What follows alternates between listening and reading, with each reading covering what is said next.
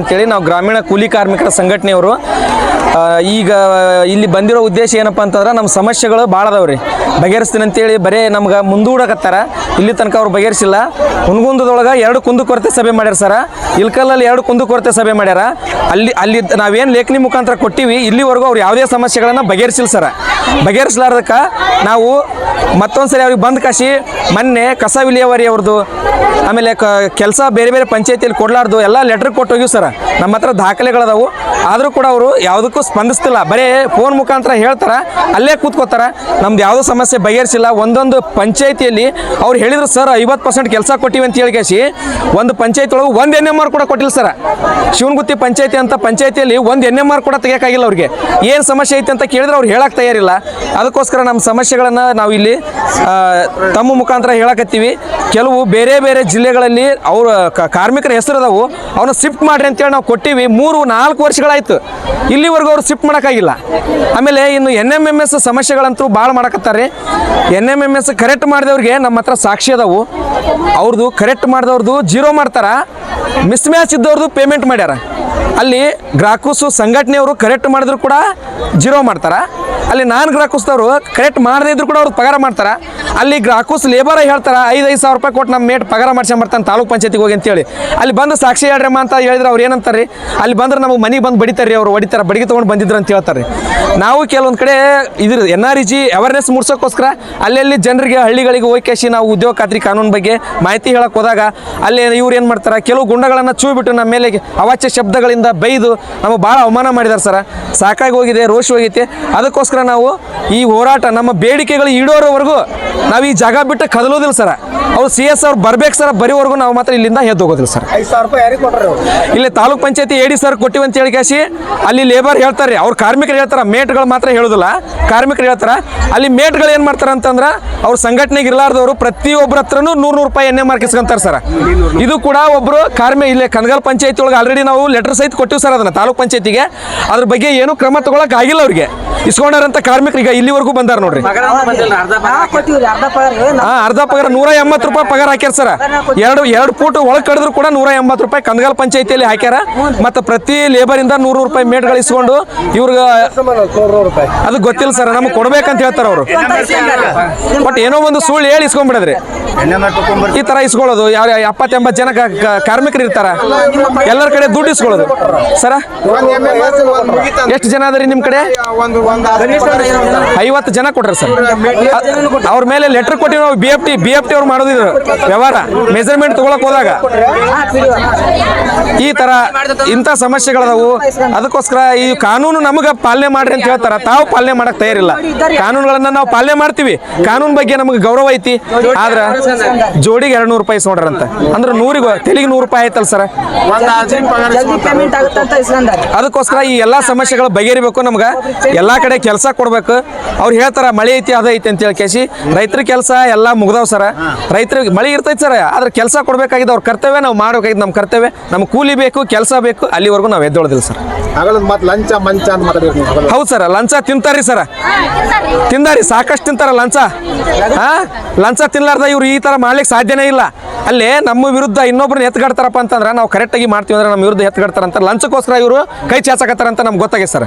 ಅವ್ರು ಕಾರ್ಮಿಕರ ನಾನ್ ಗ್ರಾಹಕಸ್ ಕಾರ್ಮಿಕರ ಹೇಳ್ತಾರ, ಸಂಘಟನೆಗೆ ಇರ್ಲಾರ್ದವ್ರು ನಾವೇ ಕೊಟ್ಟಿವಿ ಮೇಟ್ಗಳಿಗೆ ಅಂತ ಅವ್ರು ಹೇಳ್ತಾರೆ.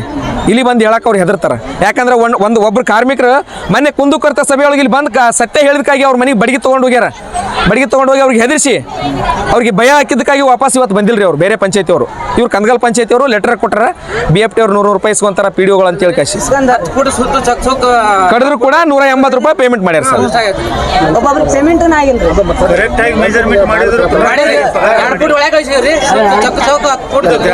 ಸಂಘಟನೆಯಿಂದ ನಾವು ಕಾರ್ಯಕರ್ತರ ಕೆಲಸ ಮಾಡೋದು.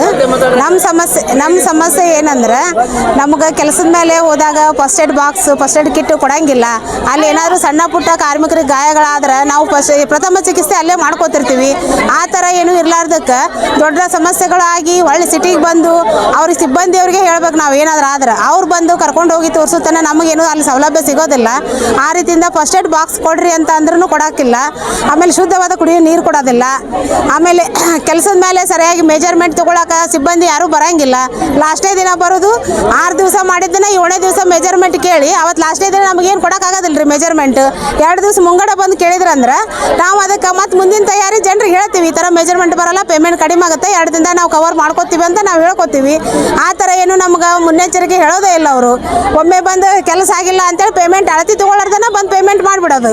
ತಮಗೆ ಬೇಕಾದ ಹೊರಗಿನ ಕೆಲಸದವ್ರಿಗೆ ಬೇಕಾದಂಗೆ ಪೇಮೆಂಟ್ ಹಾಕ್ತಾರೆ, ಯಾಕಂದ್ರೆ ಅವ್ರು ಜಬರ್ದಸ್ತಿ ಮಾಡ್ತಾರೆ. ನಾವೇನು ರೂಲ್ಸ್ ಪ್ರಕಾರ ನಾವು ಮಾಡ್ತೀವಲ್ಲ ಸಂಘಟನೆಯವ್ರು ಅಂತೇಳಿ, ನಮ್ಗೆ ಒಂದು ನ್ಯಾಯ ಅವ್ರಿಗೆ ಒಂದು ನ್ಯಾಯ ಒದಗಿಸಾಕತ್ಬಿಟ್ಟಾರೆ ಸಿಬ್ಬಂದಿ ಅವರು.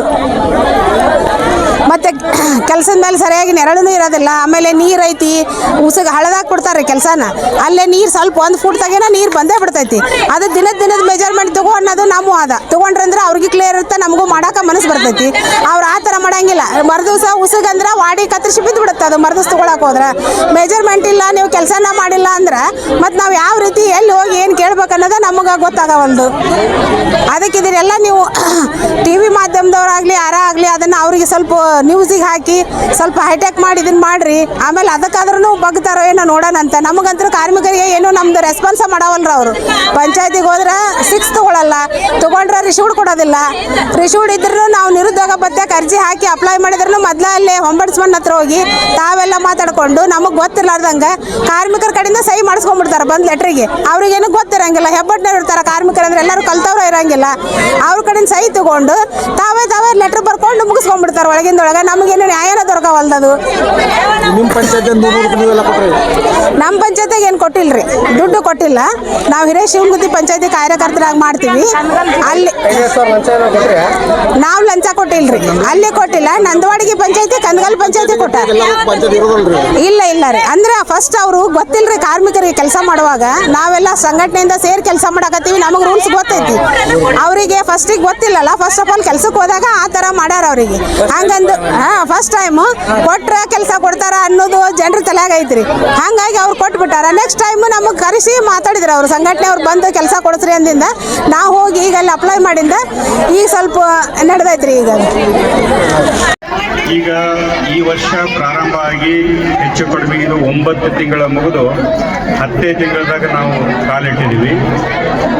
ಇದುವರೆಗೆ ನಾವು ನಮ್ಮ ತಾಲೂಕಿನಿಂದ 3,99,000 ಮಾನವ ದಿನಗಳನ್ನು ಸೃಷ್ಟಿ ಮಾಡುವಷ್ಟು ನಿಮಗೆ ಕೆಲಸ ಕೊಟ್ಟಿದ್ದೀವಿ. ಇದುವರೆಗೆ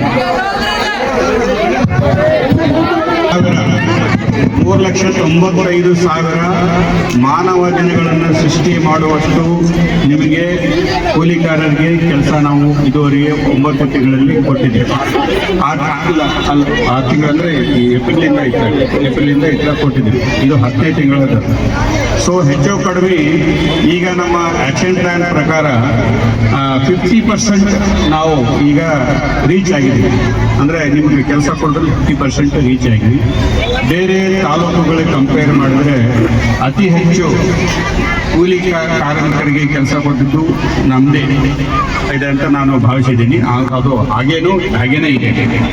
ಸೊ ಇದರ ಜೊತೆಗೆ ಈ ವರ್ಷ ನಾರ್ಮಲ್ ಆಗಿ ಸಾಮಾನ್ಯ ಮಳೆಗಿಂತ ಹೆಚ್ಚಿನ ಪ್ರಮಾಣದಲ್ಲಿ ಮಳೆ ಬೀಳ್ತಾ ಇದೆ. ನಿಮ್ಗೆಲ್ಲರಿಗೂ ಗೊತ್ತಿದೆ, ನೀವು ರೈತರಿದ್ದೀರಿ, ನಿಮಗೂ ಎಲ್ಲ ಗೊತ್ತಿದೆ. ನಮಗೆ ಹೆಚ್ಚು ಆಲ್ಮೋಸ್ಟ್ ಡಬಲ್ ಈ ಸರಿ ಮಳೆ ಆಗಿದೆ. ಪೂರ್ವ ಮುಂಗಾರು ಆಗಬೇಕಾಗಿದ್ದು 99 mm ಆಗಬೇಕಾಗಿದ್ದು ಹೆಚ್ಚು ಕಡಿಮೆ 180 ತನಕ ಮಳೆ ಆಗಿದೆ ಪೂರ್ವ ಮುಂಗಾರಿನಲ್ಲಿ. ಆಮೇಲೆ ಈ ಮುಂಗಾರು ಮಳೆನೂ ಆಲ್ಮೋಸ್ಟ್ 3-4 ಭಾಗದಷ್ಟು ಹೆಚ್ಚಿನ ಪ್ರಮಾಣದಲ್ಲಿ ಮಳೆ ಬೀಳ್ತಾ ಇದೆ. ಹೀಗಾಗಿ ಕೆರೆ ಕಟ್ಟೆಗಳೆಲ್ಲ ಆಲ್ಮೋಸ್ಟ್ ತುಂಬ್ತಾ ಬಂದವ. ಆಮೇಲೆ ಹಳ್ಳ ಕೊಳ್ಳಗಳೆಲ್ಲ ಈಗ ನೀರು ತುಂಬಿ ಹರಿಯಾಗತ್ತವೆ. ಈಗ ರೈತರ ಹೊಲದಲ್ಲಿ ಎಲ್ಲ ಕೆಲಸ ಕೊಡ್ಲಿಕ್ಕೆ ಈಗ ಯಾವುದೂ ಹೊಲ ಖಾಲಿ ಇದೆ, ಹಳ್ಳ ಬಿತ್ತನೆ ಆಗಿದ್ದಾವೆ, ಹಳ್ಳ ಕೊಳ್ಳ ತುಂಬಿ ಹರಿಯಾಗತ್ತವೆ, ಕೆರೆ ಕಟ್ಟೆ ಎಲ್ಲ ತುಂಬಿ. ಸೊ ಇಂಥ ಸಂದರ್ಭದಲ್ಲಿ ನಿಮ್ಗಳಿಗೆ ಕೆಲಸ ಕೊಡ್ಲಿಕ್ಕೆ ಈ ಪ್ರಕೃತಿ ನಮ್ಗೆ ಸ್ವಲ್ಪ ಅಡ್ಡ ಹೊಟ್ಟಿತ್ತು. ಸೊ ಆ ಕಾರಣದಿಂದ ಭವಿಷ್ಯ 1 ತಿಂಗಳಿಂದ ನಾವು ನಿಮಗೆ ಕೆಲವು ಪಂಚಾಯತಿಯಲ್ಲಿ, ಎಲ್ಲ ಪಂಚಾಯತಿಯಲ್ಲಿ ಕೆಲವು ಪಂಚಾಯತಿಯಲ್ಲಿ ಕೆಲಸ ಕೊಡ್ಲಿಕ್ಕೆ ಸಾಧ್ಯ ಆಗಿಲ್ಲ.